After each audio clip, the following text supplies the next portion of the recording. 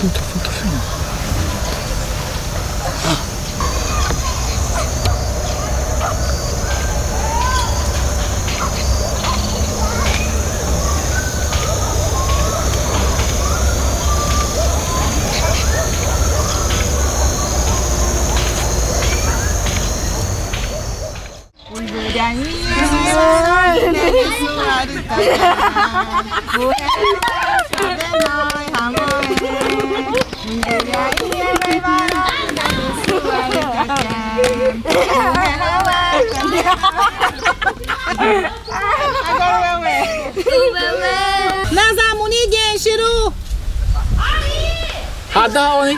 Hadaoni. Televisão ganha água ali. Cucu. Não. Vergonha. Quer comer o bolo? Quer comer o bolo e de cozinhar? A Atini é uma organização social sem fins lucrativos. Foi criada em 2006 aqui em Brasília por um grupo de pessoas preocupadas com a questão da sobrevivência das crianças indígenas em situação de risco.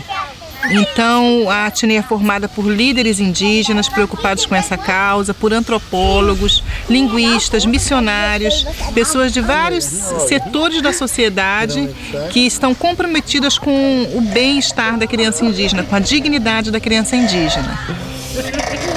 Beijinho nela, cadê o beijinho da sua amiga? Beijinho, querendo beijinho na Racani, beijinho. Ai, ai, ai, ai, ai. Eu nasci na tribo Suruahá, uma tribo semi-isolada e bem distante no Amazonas. Quando eu nasci, a minha mãe me chamou de Racani, porque eu era muito alegre. Mas o nome Racani também me lembra todo o sofrimento que eu vivi. Eu quase fui morta. Anos depois, eu fui morar no Havaí, onde fiz amigos maravilhosos entre os nativos. Eles gostaram muito de mim e começaram a me chamar de Kanani. Eu amei esse nome. Ele faz parte da minha vitória, da minha nova história de vida.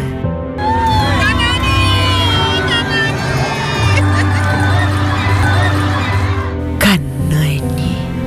Kanani significa a beleza de Deus.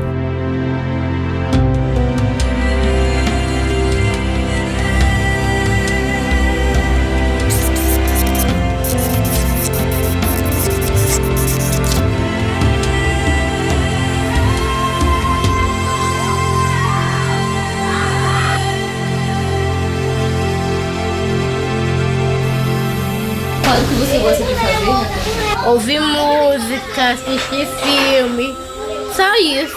Como é o nome da tua colega? Sheila, ela é da tribo Camaiurá. E você? Suruahá. 3, vai!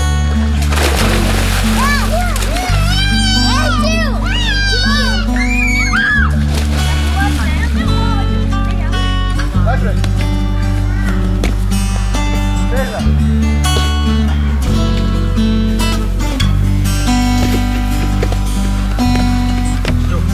A Racani nasceu na aldeia Suruahá. Ela é filha de um casal que era um dos casais mais importantes da aldeia. O pai era um grande caçador, a mãe era uma mulher muito bonita, muito respeitada, muito querida pela tribo. E quando a Racani nasceu, eles já tinham 3 irmãos, ela já tinha 4 irmãos, todos meninos. 3 meninos perfeitamente saudáveis e um menino que tinha uma dificuldade de motor, ele não andava, ele não falava, era um Niauí. Então a Racani nasceu, foi a 5ª filha, foi muito amada, muito querida pelos pais, muito querida pela mãe.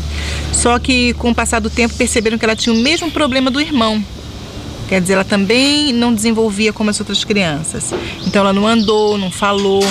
Então a pressão da comunidade sobre a família foi muito grande, porque os Suruahá não aceitam nenhum tipo de deficiência. E a família agora tinha 2 filhos deficientes. Então aquela pressão velada, mas aqueles rumores sobre a origem daquelas crianças, que não eram crianças perfeitas, que não tinham alma, e a pressão para que elas fossem sacrificadas. Quando a Racani estava com cerca de 2 anos e meio, os pais se suicidaram.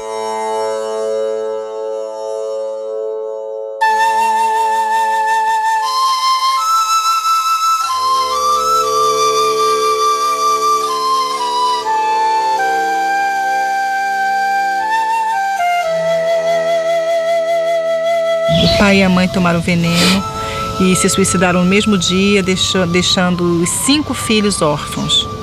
4 meninos e uma menina, né? Um menino deficiente e uma menina deficiente também.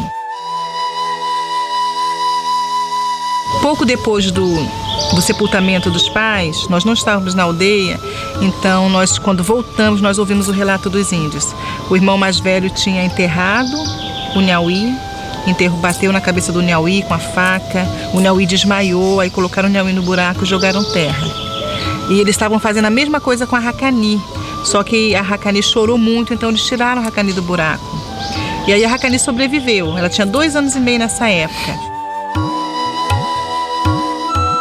Bateram nela, então o irmão primeiro com um facão, bateu ela tem até hoje marca aqui no rosto, marca na cabeça, porque eles bateram com o facão e ela desmaiou também. Mas só que ela acordou, então ela acordou e gritou. Então ela escapou de ser enterrada justamente por isso, porque ela acordou e gritou. Então ela sobreviveu, mas ela passou por muito sofrimento. O avô flechou. Todos os adultos que passavam por ela, que viam ela jogada no chão naquele estado, batiam, cuspiam, xingavam. Ela tem marcas de facada nas costas, que davam muita facada aqui nas costas dela, queimavam as pernas dela. Então, assim, foram 3 anos de muito sofrimento. Ela ficava na beirinha da maloca, assim, ela não podia ficar dentro, ela não tinha rede. Então ela ficava, a maior parte do tempo era sentada na beira do fogo ali. Até para dormir de noite, só no meio da noite é que o irmãozinho dela, Bibi, pegava às vezes e colocava na rede junto com ele, que também era uma redinha toda rasgada, toda furada, porque ele não tinha mais pai nem mãe, ele era órfão. Então nem ele tinha condições de cuidar dela direito, mas ele fazia o que ele podia. Então foram 3 anos de abandono total. Nesses 3 anos ela não cresceu nada, então ela não se desenvolveu, ela quase não comia, só lixo, o resto, coisa que o Bibi conseguia catar para dar para ela. Então, assim, foi um milagre mesmo que a Racani conseguiu sobreviver doente e com tantos maus tratos, com tantas agressões, ela conseguiu sobreviver por 3 anos nessa situação.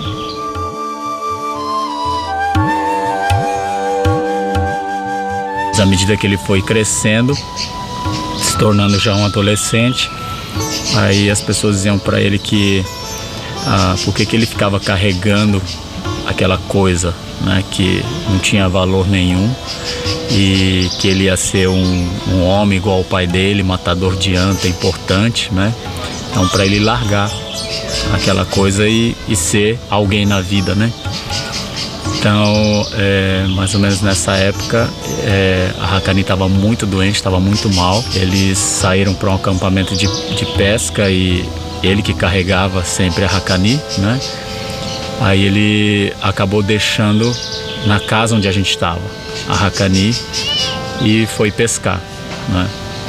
Então, nesse momento, quando ele largou a Racani lá onde nós estávamos, eu fui lá, peguei a Racani, falei com os avós, né? Com a avó dela, né? E com os outros irmãos que estavam lá, se ninguém ia cuidar dela, né? Então, o que eles disseram é que não, que ninguém ia cuidar e que o Bibi também não ia cuidar, e ele largou ela lá.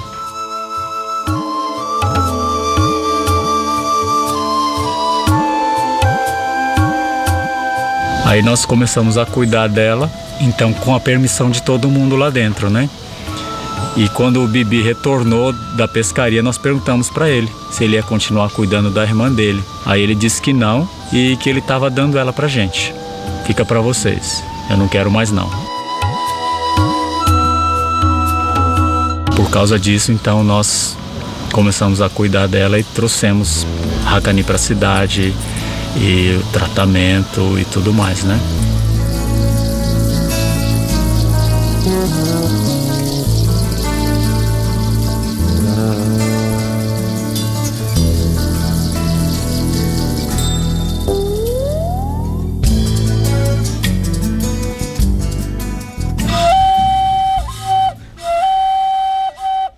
O artigo 8, número 2 da Convenção número 169 da Organização Internacional do Trabalho, a OIT, afirma que os costumes devem ser preservados, desde que em conformidade com os direitos humanos. Ele diz o seguinte: esses povos deverão ter o direito de conservar seus costumes e instituições próprias, desde que eles não sejam incompatíveis com os direitos fundamentais definidos pelo sistema jurídico nacional, nem com os direitos humanos internacionalmente reconhecidos. Sempre que for necessário, deverão ser estabelecidos procedimentos para se solucionar os conflitos que possam surgir na aplicação deste princípio. Quando o Bibi trouxe a Racani para nós, ela tinha 5 anos e meio, pesava mais ou menos uns 7 quilos, magra, só pele e osso, uma barriga bem grande, inchada, aquela barriga distendida, feridas pelo corpo inteiro, toda suja, preta, assim, aquela crosta preta na pele dela, assim, o cabelo, a cabeça cheia de feridas, umas partes com cabelo, umas partes sem cabelo, um estado assim terrível, sabe? Dava muita pena de ver a Racani, com quase 6 anos, daquele tamanho de um bebezinho, 69 centímetros era o tamanho dela, tamanho de um bebezinho assim. Então nós começamos a cuidar na aldeia mesmo primeiro, porque a gente precisava de uma autorização para sair da aldeia com ela, mesmo que ela estava morrendo. Sem autorização a gente não podia sair. Então nós tivemos que ir por quase um mês, através do rádio, tentando uma autorização da FUNASA para conseguir retirar a Racani da aldeia. Durante esse mês a gente cuidava como podia, fomos tentando alimentá-la aos pouquinhos, tentando mantê-la pelo menos limpa e viva para conseguir chegar na cidade e descobrir o que ela tinha. Porque nessa época nós nem sabíamos ainda qual era a doença, qual era o problema da Racani.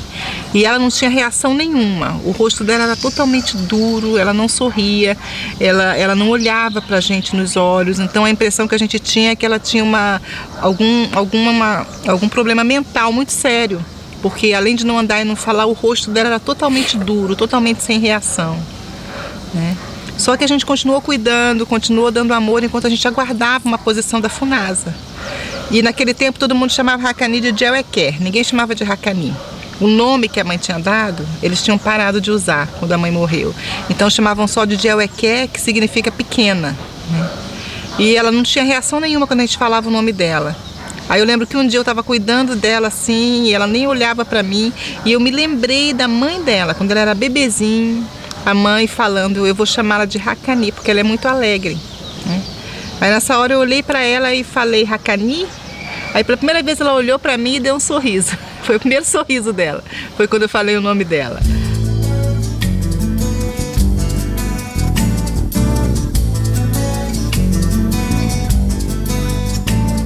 Aí eu falei, então você é Racani, você não é Djeuequer, agora eu só vou te chamar de Racani. Aí foi nesse momento que a gente percebeu que ela começou a interagir com a gente de verdade, a hora que a gente começou a usar o nome verdadeiro dela, né? E aí finalmente, depois de um mês, a FUNASA autorizou, né? A FUNAI autorizou e nós conseguimos sair da aldeia com ela.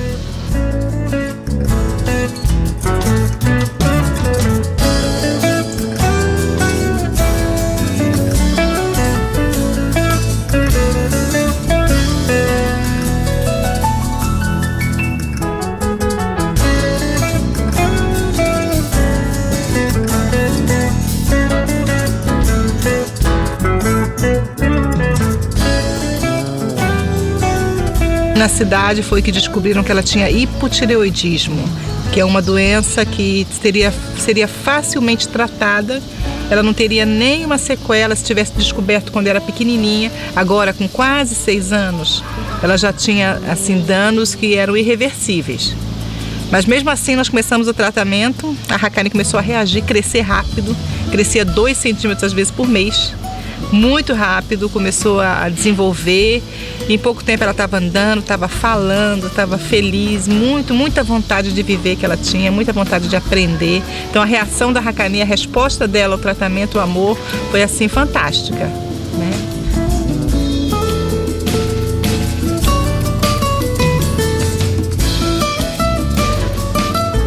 Chegando em Porto Velho, a gente conseguiu o atendimento com um médico particular, né, que se ofereceu a cuidar dela, um endocrinologista infantil, né? Então se dispôs a cuidar dela gratuitamente, né? Ele encaminhou ela para Ribeirão Preto, que ele tinha feito a residência dele em Ribeirão Preto, né? Conhecia o pessoal de lá, então explicou o caso para o hospital lá em Ribeirão Preto, Hospital das Clínicas da USP em Ribeirão Preto, e eles disseram que receberiam a Racani sem problema, para ver estudar direitinho o problema dela e tentar descobrir realmente a causa do hipotireoidismo e todas essas coisas. Nós fomos até a Funasa pedir tipo uma autorização, né? Aí a Funasa disse que isso não era possível, né? Porque só iria, né? A Funasa não teria como dar esse documento porque ela não estava sendo encaminhada pela Funasa. Era um médico particular encaminhando para uma instituição com a qual a Funasa não tinha nenhuma ligação, nenhum convênio, né? Então ela não teria como autorizar essa viagem e nem cobrir os gastos dessa viagem, né? Então a gente disse, mas a gente quer uma autorização, os gastos a gente pode até cobrir, né? Eles falaram, não, então vocês têm que ir à FUNAI. Então nós fomos até a FUNAI e a FUNAI disse que não era com eles, porque era tratamento de saúde, então que nós retornássemos à Funasa. Aí retornamos à Funasa de novo, eles disseram então que não poderiam fazer nada. A única coisa que eles poderiam fazer é tipo a gente assinar um documento dizendo que nós estávamos assumindo total responsabilidade pelo tratamento da Hakani. Então nós fizemos isso, mas isso não nos dava ainda também, legalmente falando, o direito de viajar com ela, né? Foi aí então que nós pensamos em ir até a infância da juventude e falar com o juiz e pedir para ele uma autorização para a gente viajar com a Hakani, né? E então, chegando lá, nós explicamos a situação, né? E aí, nesse momento que o juiz perguntou para a gente sobre essa questão, qual é o futuro dessa criança, né? O que vocês esperam dessa criança? Ela pode voltar para a aldeia? A gente falou, eu acho que não pode voltar para a aldeia, porque não tem ninguém que cuide dela. Aí ele disse, e vocês já tentaram pensar em adotá-la? Aí, para nossa surpresa, né, a gente falou, é possível? Nós perguntamos para ele, né? Ele falou, a gente pode tentar, né? Então, aí, a partir daí, então, ele começou com esse processo de adoção. A gente saiu com ela em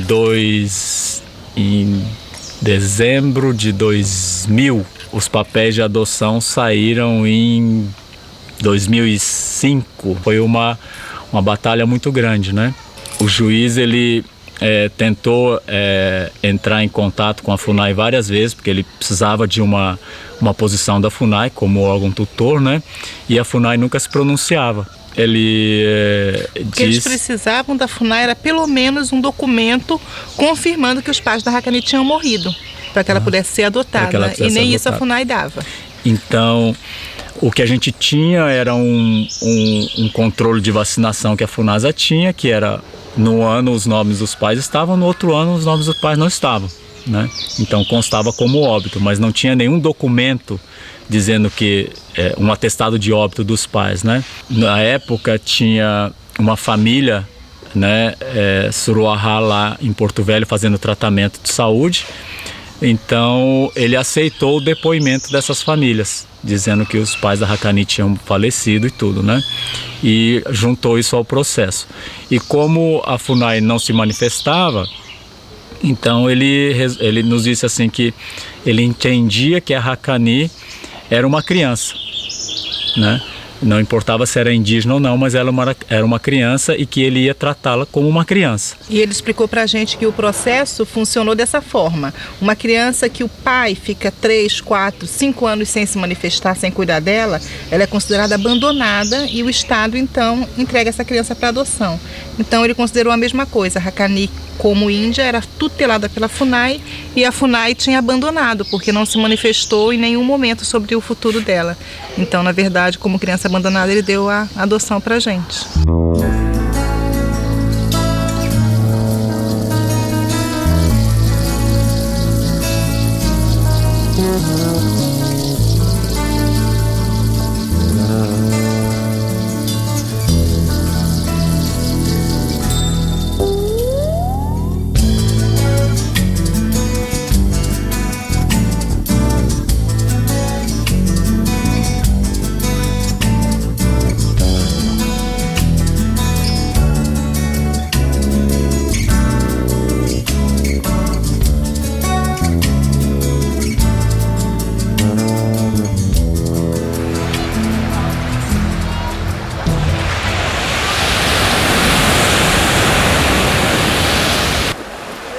Convenção sobre os Direitos da Criança, no seu artigo 24, número 3, afirma: os Estados partes adotarão todas as medidas eficazes e adequadas para abolir práticas tradicionais que sejam prejudiciais à saúde da criança.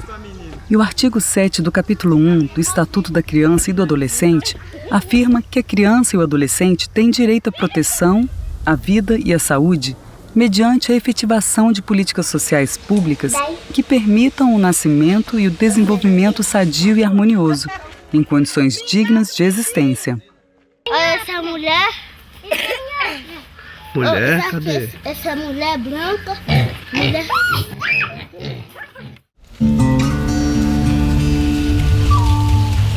Até a criação da Tini, o assunto do infanticídio era um assunto que não era tocado, não era falado, era considerado um tabu. Ninguém gostava de tocar nesse assunto com medo das implicações.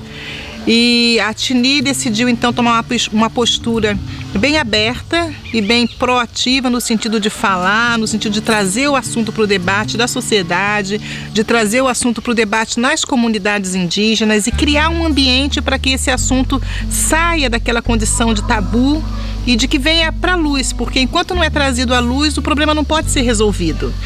Então a missão da Tini é reduzir a mortalidade infantil nas comunidades indígenas através da educação, através da conscientização em direitos humanos e também através do apoio assistencial às famílias que têm alguma criança em situação de risco.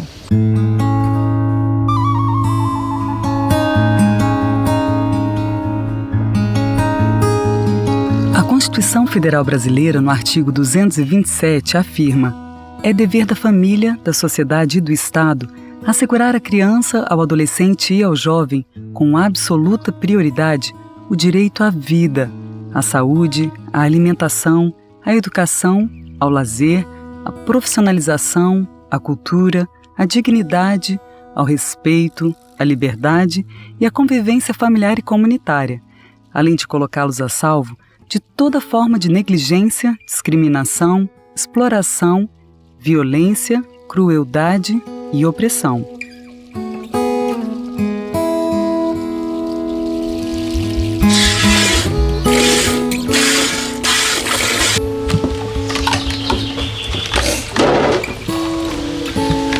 Você quer o quê? Você já pode se servir, tá? Maior, né? Eles vão pra onde? Vamos pra escola. Ele tá de Vou de moto, pode ir embora. Vamos pra escola. Quem quer ir comigo? Aqui falta assim. Sheila vai pra escola também? A gente desejou criar um movimento que desse voz a essas comunidades, desse voz especialmente às mães, que são as mais vulneráveis e que sofrem mais quando tem que sacrificar uma criança ou abandonar uma criança. E o desejo da Tini, da organização, é dar voz a essas mulheres para que elas tenham como expressar o desejo delas. E o desejo delas, invariavelmente, é que as crianças tenham a oportunidade de viver. Sempre houve aquela mulher, aquele homem, aquele pai de gêmeos que, mesmo indo contra a tendência da cultura, decidiam criar seus filhos. Só que essas pessoas eram discriminadas, muitas vezes elas tinham que abandonar a tribo. Então, o desejo da Tini é amplificar a voz desse dissidente, desse que não aceita a prática do infanticídio e deseja um futuro diferente para suas crianças. Até hoje, poucos tiveram coragem de se manifestar, mas através do trabalho da Tini, eles estão começando a falar e as próprias aldeias estão começando a discutir a questão abertamente em reuniões e a buscar alternativas para esse problema.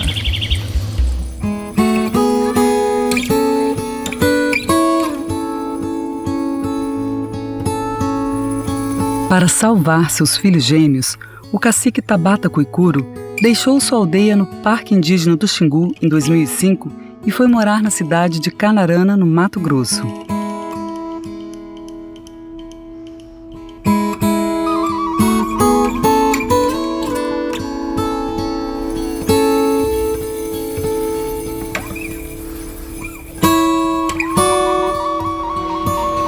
Por ser filho de mãe solteira, Amalé foi enterrado assim que nasceu na tribo Camaiurá, no Alto Xingu.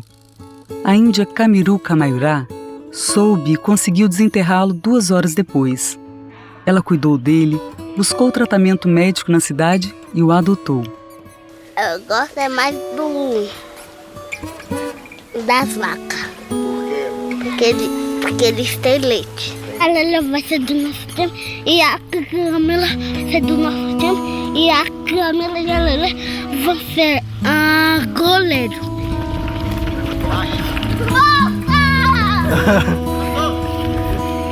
Ele molhou o cabelo dele. Cadê aí? Pronto. Cadê os copos? Cadê os copos? Vai de dentro. Já acabou a água?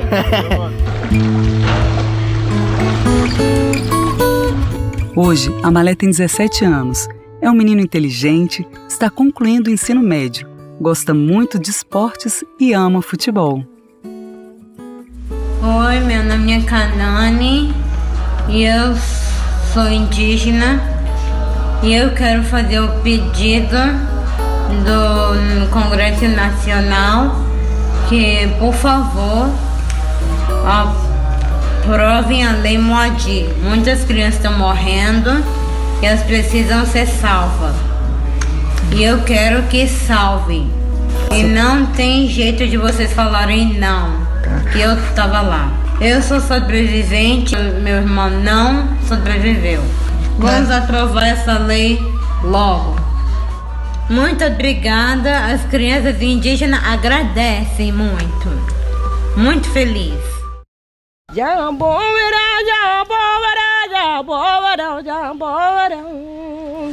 Meu nome é Moadi Suruahá. O projeto de lei 1057, de 2007, foi batizado de Lei Moadi, em homenagem à coragem da indígena Moadi Suruahá.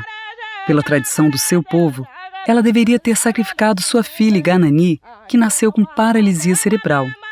Mas Moadi enfrentou não só os costumes de sua sociedade, mas toda a burocracia da sociedade nacional para garantir a vida e o tratamento médico de sua filha. Como que a onça faz? Faz. O barulho da onça. Faz. É assim? É. E o macaco, como ele faz? Quando o projeto de lei foi encaminhado da Câmara para o Senado, tornou-se o PLC 119/2015 e houve uma ampliação no rol de proteção, incluindo o combate à violência contra a mulher indígena, adolescentes, indígenas com deficiência e idosos. A Lei Moadi, se aprovada, vai garantir que os direitos das crianças indígenas sejam protegidos com prioridade absoluta, como preconizam a Constituição Brasileira, o Estatuto da Criança e do Adolescente e todos os acordos internacionais de direitos humanos, dos quais o Brasil é signatário.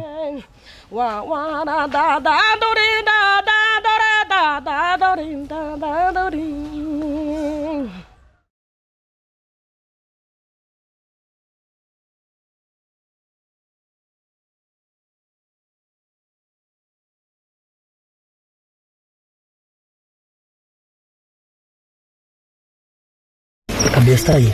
Botou o pé pra cá também. Não puxa muito não, senão...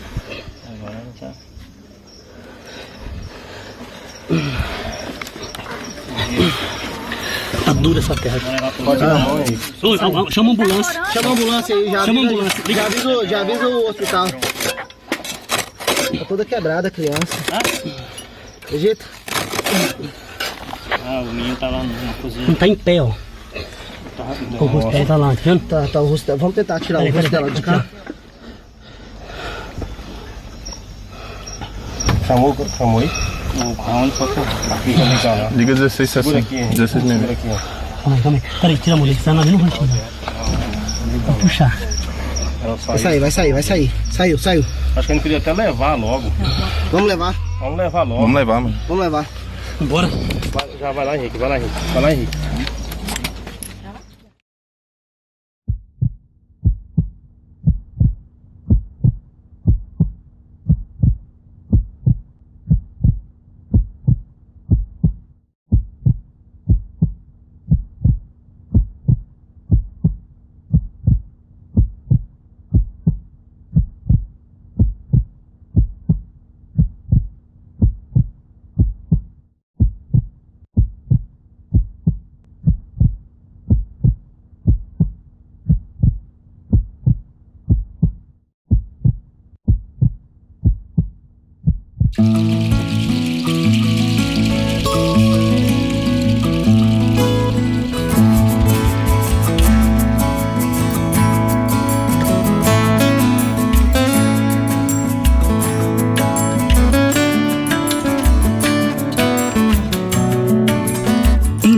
2008, Kanani teve uma experiência inesquecível.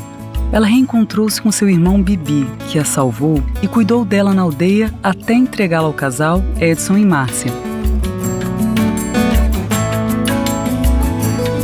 Desde 2010, Kanani Hakani vive com seus pais Edson e Márcia Suzuki nos Estados Unidos, onde conseguiram asilo político.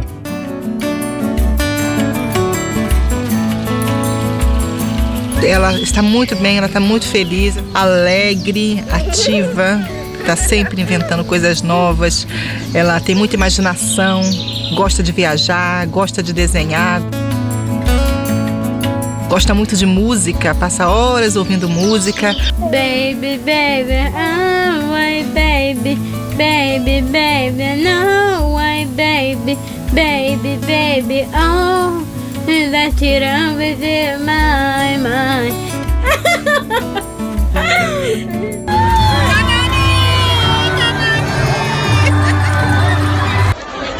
Kanani Suzuki.